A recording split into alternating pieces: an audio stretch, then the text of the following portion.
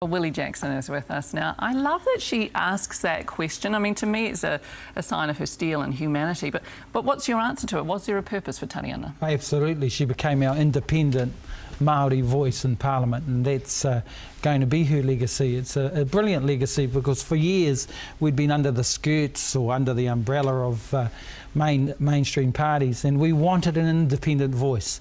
And then Foreshore and Seabed happened, and along came Tariana. So that was a great purpose, and she'll go down as probably the most influential and most principled Māori politician of the last generation. She's, you know, maybe not the most skilled, because I think the most skilled, and even she would agree, is Winston Peters. But in terms of principle, in terms of espousing tino rangatiratanga, she has no peer. OK, well, look, she wouldn't talk to us about the Tāmaki Makaurau seat and the Māori Party's chances of holding that. What do you think the chances are?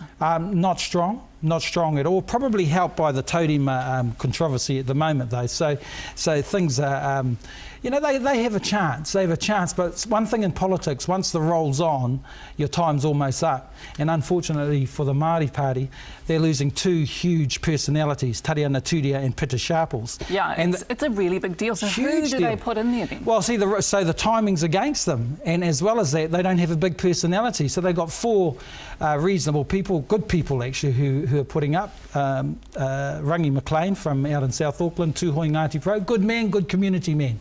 Bronwyn Yates, an academic, really intelligent woman, but doesn't have the profile.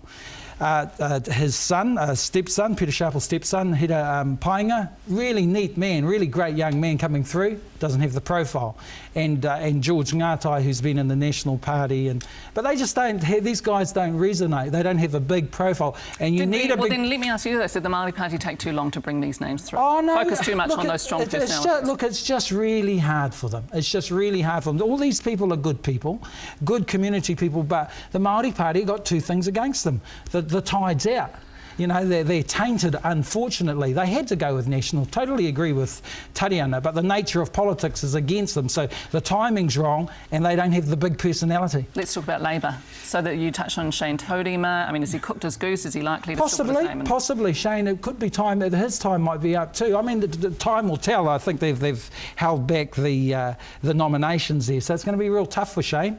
Real shame. But hey, he's got the right man there in terms of anybody can save him. Maybe Matt McCartan can. Because the ironic thing here is that Matt McCartan was Tariana's mate. He has been everywhere and touched everyone. I'm so proud of our brother. You know, he's very close to me, I suppose, and to many of us. You know, he's played a major part in terms of TVNZ programming.